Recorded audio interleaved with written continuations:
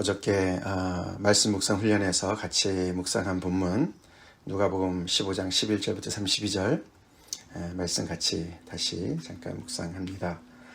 우리가 흔히 잘 아는 탕자의 비유, 성경에서 정말 비유가 많은 것 중에 단연 으뜸이라고도 볼 수 있는 그 안에 하나님의 그런 그 복음이 그대로 녹아져 있는 그런 비유.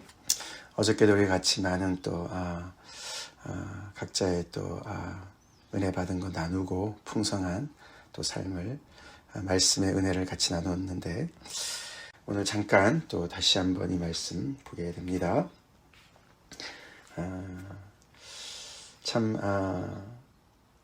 이 비유 속에 나와 있는 이 둘째 아들, 정말 그 당시로서는 상상을 할 수도 조차 없는 그런 정말 악한 일을, 죄를 지었습니다. 그렇죠? 그래서 정말 나락으로 떨어지는 그 인생을 우리가 이렇게 보게 되죠. 아버지가 아직 살아계시는데도 재산을 달라고 그러고, 그에게는 아버지 빨리 죽으세요 라는 말과 같다고 그러죠. 그만큼 너무나 정말 불효자죠. 마치 무슨 자기가 엄청난 권리가 있는 양 그렇게 아버지의 재산을 달라고 그러고, 그리고 그것을 또 순식간에 팔아서 현금으로 바꿔서 먼 나라로 떠났습니다. 아버지와 연도 끊고 가족과 연도 끊고, 얼마나 평소에 먼 나라에 대한 동경이 있었는지, 어떤 꿈을 꿨는지 자기 나름대로의 그 삶을 살겠다고 다 버리고 떠났습니다. 먼 나라는 유대인들의 입장에서는 이방 나라지요. 그렇죠? 그래서 그 땅에 가서 잘 먹고 잘 살려고 간 것조차도 엄청난 또 불효입니다. 재산을 달라 그런 것도 불효고, 그걸 금방 팔아치우는 것도 불효고, 자기 멋대로 떠나는 것도 다 불효죠. 근데 참 그렇게 잘 살아보려고 떠났지만 그 먼 나라에서 또 마침 크게 흉년이 들고, 그 전에 또 다 그 재산을 탕진하고 살 길이 막막해서 종으로 취직을 합니다. 돼지를 치는 일을 하죠. 그러니까 이 나라가 이방 땅이 분명하죠. 근데 이제 더 이상 먹을 게 없어서 돼지가 먹는 열매를 더 먹고 싶어 하는데 주는 사람이 또 없습니다. 정말 더 이상 떨어질 수 없는 그런 정말 바닥으로 완전히 추락한 인생이 파탄된 그런 한 사람을 우리가 보게 됩니다.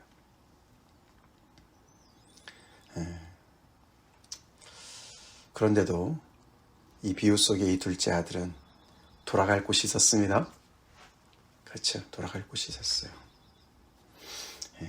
그 상황에서 스스로 돌이키면서 내가 일어나서 내가 갈 곳을 가자. 아버지 집에 다시 가자. 다 망한 줄 알았는데 돌아갈 곳이 있었다.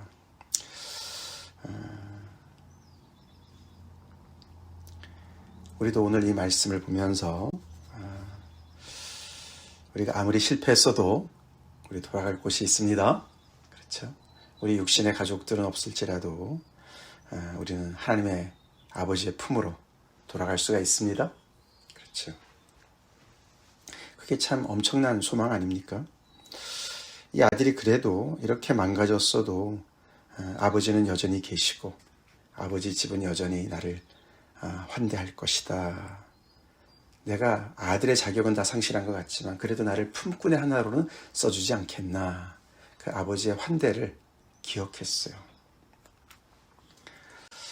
우리도 한때는 그런 인생 사는 줄 압니다. 그렇죠?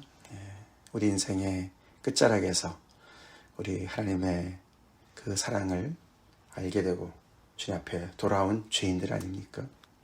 돌아갈 곳이 있다는 것이 얼마나 좋습니까? 그렇죠? 우리 또 주님을 섬기다가도 우리가 또 정말 죄를 짓는 경우가 있고 실패하는 경우가 있습니다. 그러나 다시 기억해야 될 것은 돌아갈 곳이 있다. 우리 기억해야 될 줄로 믿습니다. 그래서 이 탕자의 비유에서 정말 이 주목을 받는, 당연히 주목을 받아야 되는 사람은 이 둘째 아들이죠. 죄를 지은 둘째 아들이 어떻게 돌이켜서 다시 그 자리로, 원래 자리로 돌아가는가를 말씀해 주십니다.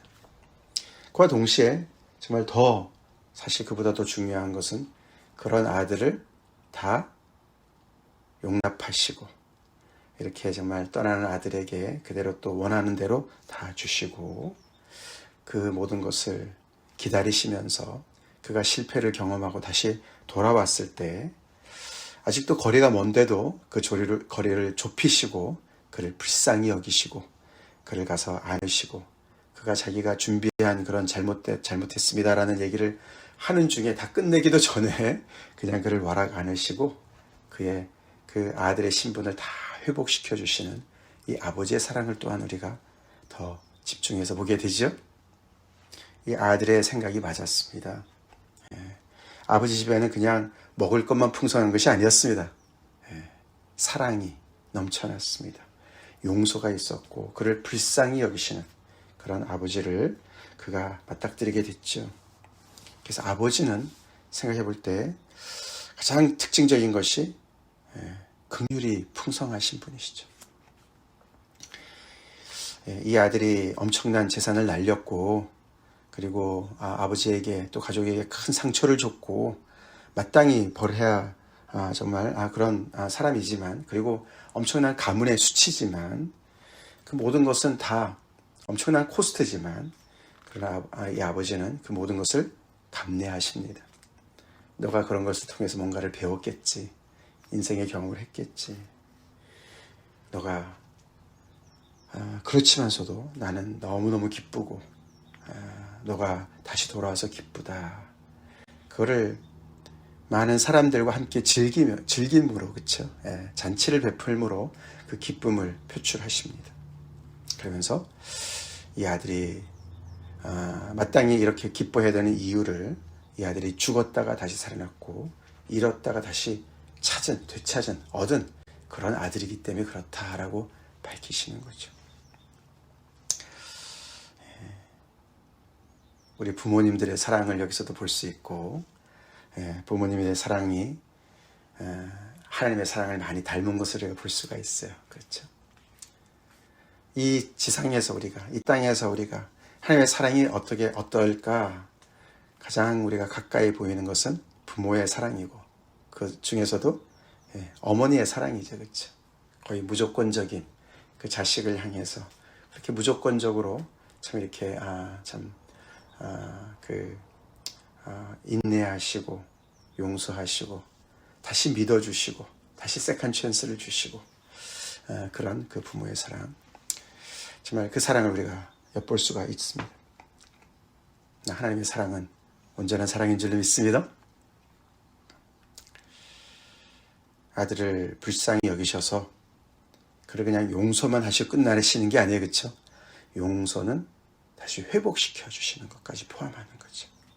그래서 그 아들이 스스로 버렸던 그 아들의 그 신분을, 지위를 다 회복시켜 주세요. 무슨 각서를 쓰게 하는 것도 아니고 말이죠. 그렇죠? 다른 얘기 하나도 없어요. 다른 조건이 하나도 없어요. 그냥 돌아왔다는 그 자체로 어떤 회개의 시작으로 보면서 그래 어떻게 너가 하나 보자 이래도 감사할 판인데 그런 거 없어요. 그죠? 제일 좋은 옷을 내어다가 입히라 그러고 손에 가락지를 끼우라 그러고 발에 신을 신기라고. 이게 다 아들의 지위를 회복시켜 주는 것이죠. 이것이 예수님께서 알려주시는 하나님이 어떤 분이신가를 알려주시는 모습인 줄로 믿습니다. 하나님은 회개하고 돌아오는 죄인을 이렇게 환대하신다. 돌아가기만 하자. 그런 메시지를 주시는 줄 믿습니다. 아무리 죽었다 하더라도 하나님과 단절된 그런 상태를 할지라도 하나님을 부인하고 멋대로 우리가 산 인생이라 하고 그리고 또 그 인생이 파산되었다 할지라도 다시 하나님께로 돌아가기만 하면 우리는 다시 살아날 줄로 믿습니다. 그리고 하나님은 그것을 위해서 너무너무 기뻐하시고 즐거워하시고 하늘에서는 잔치가 벌어진다. 그래서 지금 예수님께서는 바리새인들과 서기관들이 너무나 눈살을 찌푸리는 그런 그 잔치자리를 그렇게 예수님께서 즐기시는 것이다 라고 말씀하시는 것이죠. 하늘에서 지금 이 죄인들이 돌아와서 하나님의 뜻 가운데로 돌아왔기 때문에, 아버지 품으로 돌아왔기 때문에 하늘에서 잔치가 벌어지고 있어서 우리도 잔치하는 거야. 예수님은 그렇게 말씀을 하고 계시죠. 예수님께서 세리들과 죄인들과 같이 하시고 같이 음식을 드시는 그런 그 잔치를 벌이시는 것을 그렇게 못마땅해 하는 그들에게 하나님 아버지께서 하시는 일을 내가 지금 하고 있는 거야. 너네도 여기 조인해 라고 말씀해 주시는 것이죠. 그러나 그런 맥락에서 우리가 마지막 이 스토리의 맏아들의 이야기가 사실 예수님의 이 비유에서 가장 핵심적인 내용이죠. 이런 둘째 아들과는 자기 자신이 너무나 다른 종류의 사람인 양 그렇게 거리를 두지 않습니까? 이 아들은 이 아버지의 살림을 창녀들과 함께 다 삼켜버린 이 아들, 그 아들과는 나는 너무너무 다른 존재입니다. 나는 한 번도 아버지의 명을 어긴 적이 없습니다. 그렇게 얘기하죠. 그리고 지금도 계속해서 나는 밭에서 일하고 왔습니다. 아버지를 평생 섬겼습니다. 바리새인들의 모습이 보이죠. 겉으로 볼 때는 정말 너무너무 손색이 없는, 책임감이 너무나 정말 있고 또 순종적인 그런 맏아들의 참 반듯한 모습을 보여주는데, 그가 이 돌아온 둘째 동생을, 자기 동생을 보면서 그가 너무너무 분노하는 모습 속에서 그의 속에 그 속마음이 다 드러나지 않습니까? 그게 이제 바리새인과 서기관들이 예수님을 보면서 수군거리고 비방하는 모습으로 다 비춰지고 있죠.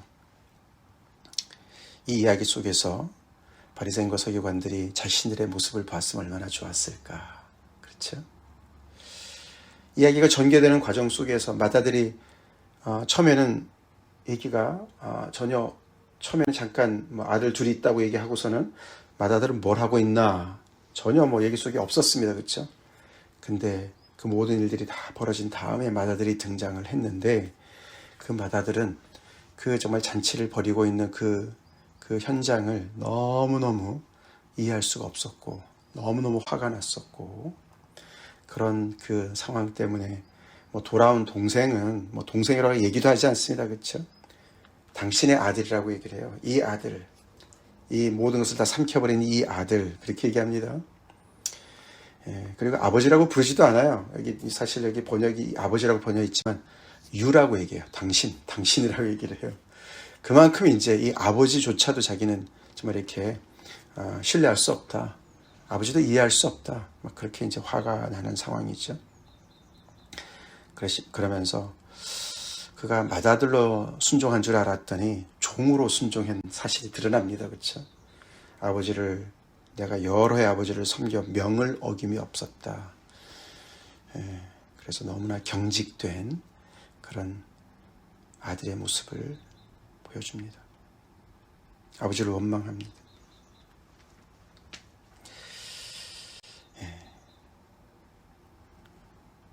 그래서 참 이 아버지가 다시 한번 또 등장을 하죠. 아버지가 손님들이 다 이렇게 와서 잔치를 벌이는 중에 종이 와서 얘기를 하는데 큰아들이 도착을 했는데 들어오질 않습니다. 너무 화나 있습니다. 그래서 아버지가 나가세요. 또 그렇죠? 밖에 나가셔서 망신이 보통이 아닙니다. 동네 사람들 다 와 있을 텐데 아버지는 그런 거 다 따지지 않으세요. 자존심 이런 거 다 없으세요. 둘째 아들이 돌아왔을 때도 버선발로 나가신 분도 아버지시고, 그런 아들을 아들이라고 받아들이는 동네 사람들이 뭐라 그랬겠습니까? 그런 거 다 신경 안 쓰십니다. 근데 또 큰아들한테도 또 나가셔서 그를 타이르십니다.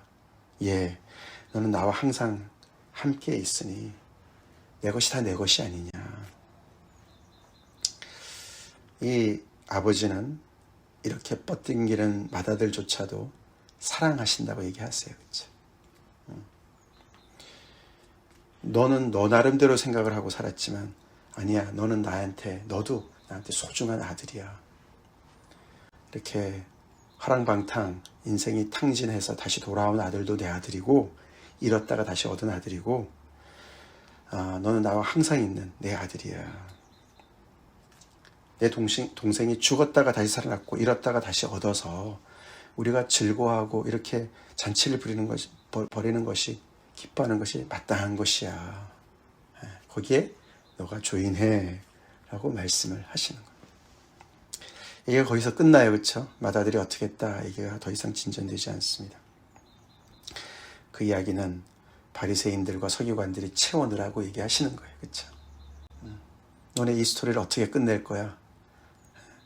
너네 스스로가 이걸 들어보고 판단하고, 분명한 것은 이렇게 돌아온 죄인들로 인해서 하나님께서 기뻐하신다. 그리고 하늘에서 천사들도 함께 잔치를 베풀고 계신다. 그거 사실이야. 그래서 지금 이 땅에서 우리가 이렇게 조그만 파티를 하고 있는 거야. 너네 여기에 같이 조인할 건가?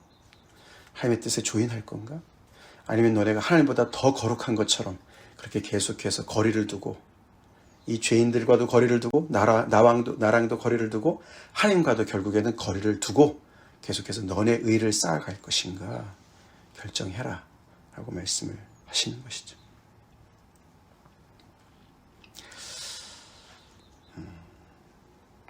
우리 어제도 같이 얘기했지만, 우리 이 비유를 통해서 우리 각자의 모습을 또 돌아봅시다. 우리 안에 작은 아들의 기질도 있고, 맏아들의 기질도 있고, 그렇습니다. 그러나 우리가 오늘 이 비유 속에서 아버지가 어떤 분인지를 거기다 초점을 맞춘다면, 우리의 모든 그런 기질들을 다 버리고 우리 예수님을 닮은 그런 참된 주님의 제자들 뿐만 아니라 하나님의 귀한 그런 하나님께, 아버지께 효도하는 자녀들이 될 줄로 믿습니다. 참, 자녀들이 언제 철이 듭니까? 부모의 심정을 조금씩 이해할 때 철이 들어요. 그렇죠? 참, 인간은 무지해서 직접 경험해보지 않으면 모르는 게 참 많이 있는 것 같아요. 간접 경험으로 배우면 참 좋겠는데 그렇지 못할 때가 참 많이 있습니다.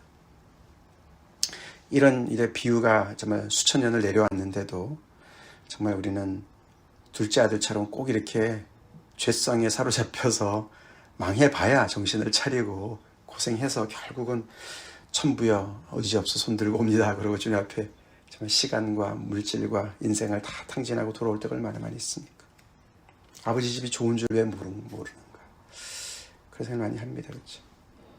그러나 우리가 이런저런 우리 삶의 굴곡을 통해서 우리가 조금씩 그 부모의 심정을 알아가고, 정말 그래서 조금 더 겸손해지듯이 우리가 아버지의 심정, 하나님의 심정을 더 깊이 알아가는 그런, 정말 그것이 정말 가장 소중한 것이죠. 우리 하나님 아버지의 속을 그만 썩입시다. 이런 저런 모양으로 아버지는 안중에도 없는 이 큰아들과 둘째 아들, 아버지는 그걸 다 감내하시면서 그 두 아들이 당신이 얼마나 사랑하시는 대상들인지를 이렇게 알기를 원하시는 그 아버지, 그런 우리 하나님의 마음을 예수님께서 가르치신 이 모습을 통해서, 이야기를 통해서 우리가 더 다시 한번 새롭게 합시다. 새롭게 합시다. 그래서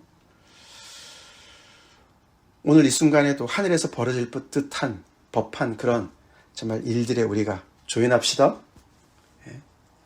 정말 이렇게 하나님의 아버지의 사랑을 잘 모르고 이렇게 인생의 파탄을 맞이한 사람들에게 이런 하나님이 계시다. 아버지가 계시다. 그 아버지 품으로 돌아오면 된다. 하나님께서 다시 살려주시고 다시 다 모든 것을 복원시켜 주실 것이다. 나도 그랬다. 그리고 그런 사람들을 우리가 환대합시다. 예수님이 하셨던 것처럼 그래서 우리 인생 가운데 기쁨과 즐거움이 넘치는 하나님의 잔치를 미리 맛보는 그런 기쁨이 넘치는 그런 우리 각자의 인생과 교회가 되도록 기도합시다. 기도합시다. 우리가 주님 안에서 수년 동안 우리가 열심히 충성하고 봉사하고 있습니까? 섬기고 있습니까? 감사함으로 합시다. 아버지를 사랑해서 합시다. 의무로, 책임감으로, 두려워서 하지 말고 아버지의 마음을 이해하고 아버지의 마음이 집 나간 자식에게 가 있는 것을 이해하고 우리만 잘 먹고 잘 살면 돼. 이런 잘못된 생각 우리가 버리고 예수님처럼 계속해서 사회가 세상이 만들어 놓은 그 경계선을 계속 넘어가면서 잃어버린 자들을 찾는 일에 우리 인생을 씁시다. 기도하시겠습니다. 하나님 감사합니다. 오늘 저희가 탕자의 비유의 말씀을 또 묵상하며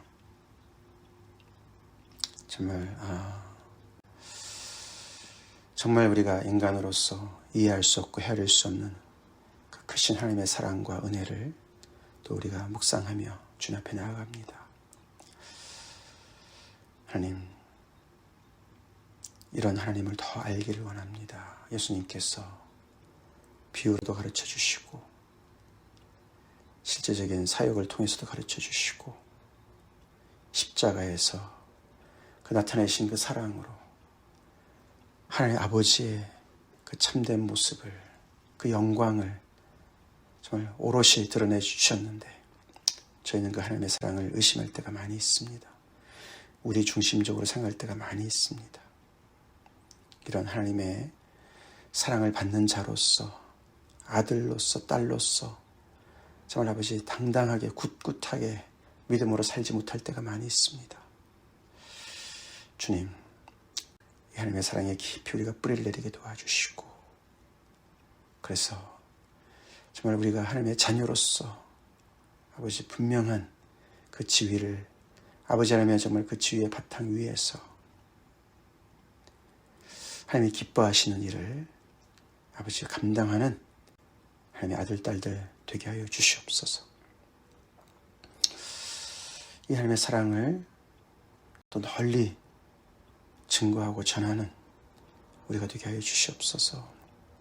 그래서 죄인 하나가 돌아왔을 때 기뻐하며 하늘에서 잔치가 벌어지는 것, 그 놀라운 아버지 현실, 하늘에서의 현실이 이 땅에서의 현실로 나타날 수 있도록 우리의 삶이 그렇게 하나님이 기뻐하시는 일에 아버지 늘 관심이 가 있고 우리의 에너지와 시간이 쏟을 수 있도록 주님 은혜 베풀어 주시옵소서. 우리 한 사람 한 사람 더욱더 정말 아버지 이 하나님의 놀라운 사랑 안에서 꽃을 피우게 도와주시옵소서. 예수님 이름 받들어 간절히 기도 올리옵나이다. 아멘.